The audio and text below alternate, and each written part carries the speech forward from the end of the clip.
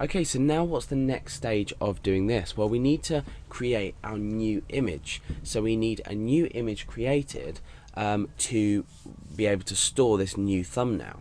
So I'm going to say new underscore image, and this is going to equal image create true color. All this function is doing is creating a new image with a true type color to it. That's important because we obviously want to maintain quality when we're creating a new image. So now we need to specify the width and the height. Now obviously we've already got the width and the height here sorted out, our new width and our new height. So we say new width and new height. Done.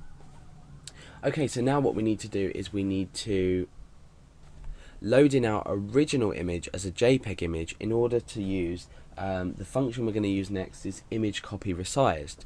So we need to load in our original image. So I'm just going to write image, or let's call it JPEG so we don't get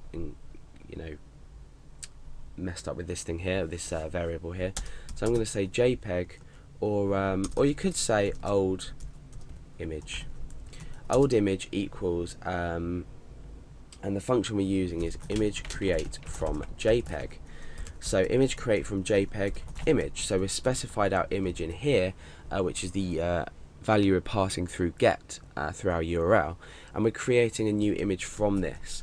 So now we have the original image and we have the new image. So now what we can do is use a function called image copy resized, and what this is going to do is it's going to resize our image down with very specific parameters in. So this function, like with most GD library functions in this sense, takes a lot of parameters. So let's go through and we'll explain each one as carefully. Well, I'll explain each one as carefully as I can. So the function is image copy resized. Okay, and this function takes 10 parameters, so we've got 10 parameters to put in here, 4 of which are the destination of x and y the x and y placement of the destination image and the x and y placement of the source image. We don't need to worry about these. This is parameters 3 to 6, so we don't need to worry about these. The first parameter we do need to worry about is the destination image, and the destination image in our case is our new image, because we want to create our thumbnail in this new image here. The second parameter is the old image, so that's fine. This is why I've named the variables how they are, because we can see now what we're doing.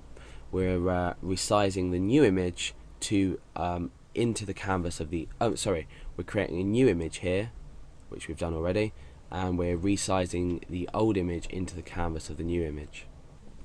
So essentially what we're doing is we've created the canvas for our new image, which is with the new width and the new height, and we're applying our old image to this.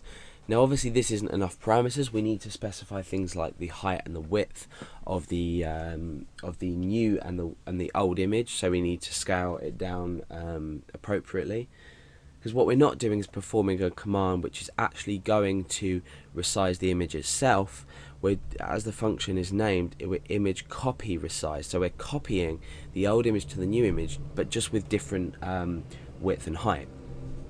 So the next 3 parameters, like I said, the 4 parameters are the destination x, destination y, source x and source y. We don't need to worry about these because they're just going from the top of the image. They're just going to go straight into the image. They're not going to be resized or moved. They're not going to be moved anywhere. Okay, so the 7th parameter, we've got destination width. So the destination width is obviously the new width, and the destination height is obviously the new height, because this is the destination that we're creating our thumbnail at inside this image, this new image. And then what we need to do is the source width and the source height, which is obviously the old width and the old height, but we have called these image width and image height. So image width, image height. Remember, with the GD library, when you're specifying widths and heights, the width always comes before the height. Okay, so now we are pretty much done, but there's just one last thing we need to do, and we need to use the function image JPEG. And this is going to display the image out on the screen for us. So, new image. So image JPEG new image. This is the new image that we created with the new width and the new height, so i.e. the thumbnail. And now what we're doing is we're just outputting it onto the screen. So let's uncomment this header here with changing our content type, and let's go ahead into our browser and test it. So fingers crossed. Okay, great. So what we've done here is we've returned the image with the scaled down height and width, and you can see that it's maintained its aspect ratio. It hasn't been distorted or elongated or stretched widthways or anything like that. So let's still go back and have a look at the original image, and you can see that it's still sort of intact there, but when we go back to this page we have resized our image. Okay, so the last stage is to save this file so it can be processed, so you can process this URL sort of on the fly if you like. So what we want to do is we want to save the file itself. So we just simply add a comma onto the inner parameters of this function, this image JPEG function, and we just specify a file name.